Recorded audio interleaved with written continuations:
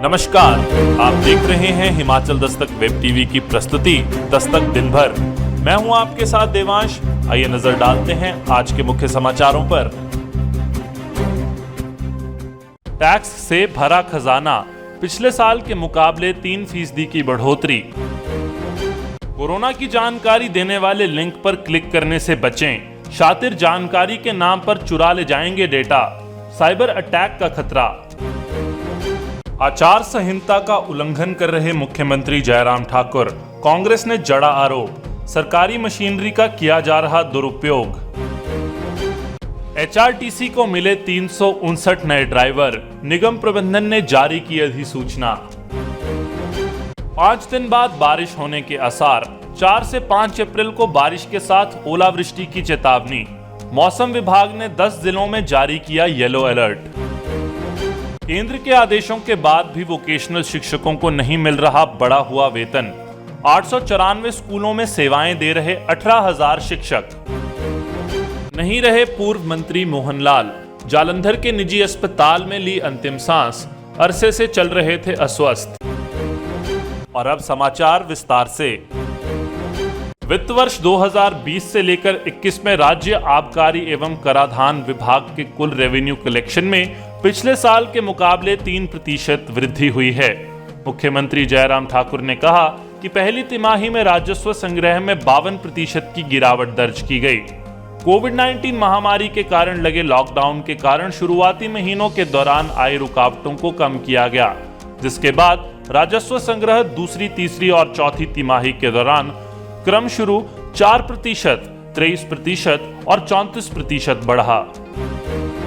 Cyber अपराधियों ने अब कोरोना की जानकारी और कोरोना के मामलों की जानकारी के नाम पर भी लोगों को ठगना शुरू कर दिया है। कोरोना वायरस के दौर में लोग कोरोना से जुड़ी जानकारियां और कोरोना के नए मामलों को जानने के लिए उत्सुक रहते हैं।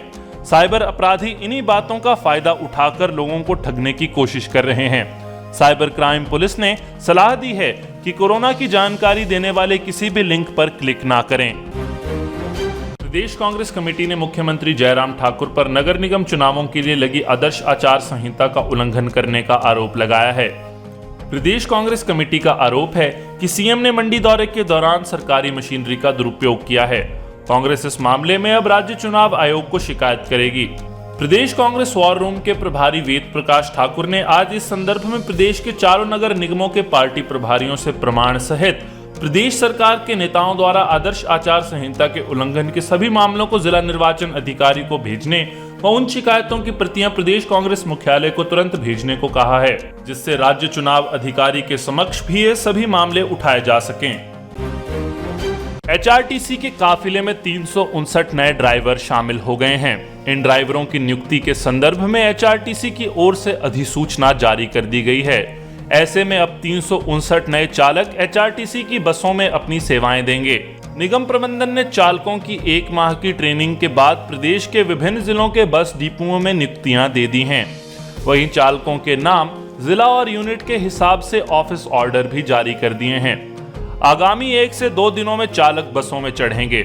निगम प्रबंधन ने निगम में चालकों की कमी पूरी करने के लिए वर्ष 2020 जनवरी माह में 400 चालक पदों पर भर्ती प्रक्रिया शुरू की थी, और लेकिन बीते वर्ष कोरोना संक्रमण के कारण लॉकडाउन लगने के कारण भर्ती प्रक्रिया रुक गई।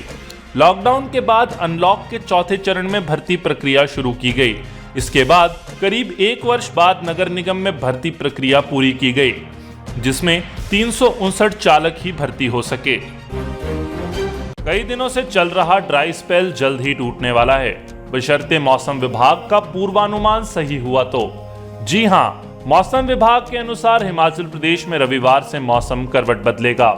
मौसम विभाग ने संभावना जताई है कि आने वाले 5 दिनों तक बारिश होने के आसार हैं। 4 और 5 अप्रैल को प्रदेश के 10 जिलों में तेज बारिश के साथ ओलावृष्टि के आसार हैं। इनमें लाहौल स्पीति और किन्नौर को छोड़कर बाकी सभी जिले शामिल हैं। ऐसे में किसानों, बागवानों को जहां राहत मिलने की उम्मीद है, तो वहीं ओलावृष्टि की चेतावनी ने किसानों व बागवानों के मन में भय भी पैदा कर दिया है। मौसम विज्ञान केंद्र शिमला के निदेशक मनमोहन सिंह ने बताया कि प्रदेश में एक नया पश्चिमी विक्षोभ 3 अप्रैल को सक्रिय होगा। इसके असर से प्रदेश में 3 से 8 अप्रैल तक मौसम खराब रहेगा। मैदानी क्षेत्रों में 8 अप्रैल से मौसम शुष्क रहेगा। उन्होंने बताया कि 5 और 6 अप्रैल को मेघ गर्जन के साथ कहीं कहीं हल्की से मध्यम दर्जे की बारिश, ओलावृष्टि व आंधी, 30 से 40 किलोमीटर की रफ्तार से चलने वाली तेज हवाएं सामने आएंगी। इस दौरान हमीरपुर, बिलासपुर, मंडी, सोलन, शिमला, ऊना, सिरमौर व कांगड़ा सहित चंबा और कुल्लू के निचले इलाकों में लोगों को सचेत रहने की आवश्यकता है। प्रदेश के स्कूलों में समग्र शिक्षा विभाग की ओर से कंपनी के जरिए रखे गए वोकेशनल शिक्षक पिछले 2 वर्ष से बढ़ा हुआ वेतन जारी करने की मांग कर रहे हैं। इन शिक्षकों का कहना है कि केंद्र के आदेशों के बाद भी हिमाचल सरकार बढ़ा हुआ वेतन नहीं दे रही है।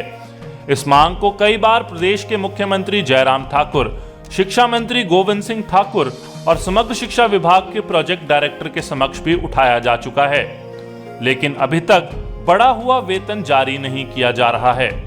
केंद्र सरकार ने साल 2019 में आदेश जारी किए थे कि सभी राज्य वोकेशनल शिक्षा के लिए रखे गए शिक्षकों को 15,000 से बढ़ाकर 21,000 देगी।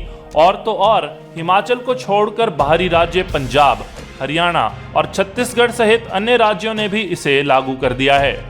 लेकिन प्रदेश में अभी भी वोकेशनल शिक्षक 15,000 वेतन पर ही काम कर रहे हैं। इतने कम वेतन में गुजारा करना बेहद मुश्किल हो रहा है। केंद्र सरकार ने आदेश जारी किए थे कि न केवल शिक्षकों को 21,000 वेतन जारी किया जाएगा, बल्कि पिछला बकाया एरियर भी दिया जाएगा। लेकिन 2 साल बीत जाने के बाद भी इन शिक्षकों को 15,000 वेतन में ही गुजारा करना पड़ रहा है। शिक्षा विभाग तर्क दे रहा है कि बजट कम होने के चलते बढ़ा हुआ वेतन नहीं दिया जा रहा है। प्रदेश के स्कूलों में एग्रीकल्चर, टूरिज्म सहित अन्य ट्रेड के लिए करीब 18,000 शिक्षक विभिन्न कंपनियों के तहत रखे गए हैं।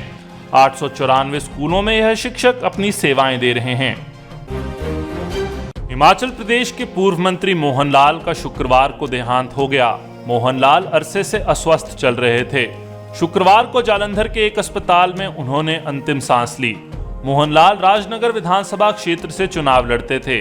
वह भाजपा सरकार के कार्यकाल में आयुर्वेदिक मंत्री भी रहे, तो वहीं जिला भाजपा के अध्यक्ष के तौर पर भी उन्होंने कार्य किया। मृदुभाषी और सौम्य व्यवहार वाले मोहनलाल बिना किसी राजनीतिक द्वेष भावना के कार्य करते थे। उनके निधन पर मुख्यमंत्री जयराम ठाकुर, राज्यपाल बंडारू दत्तात्रेय, विधानसभा उपाध्यक्ष हंसराज, विधायक पवन नैयर, विक्रम जड़याल, जियालाल कपूर, जिला भाजपा के अध्यक्ष DS ठाकुर ने शोक प्रकट किया है। आज के बुलेटिन में बस इतना ही। हिमाचल प्रदेश की पल पल की खबरों से जुड़े रहने के लिए देखते रहिए हिमाचल दस्तक वेब टीवी। हिमाचल दस्तक, दिल से दिमाग तक। शुभ रात्रि।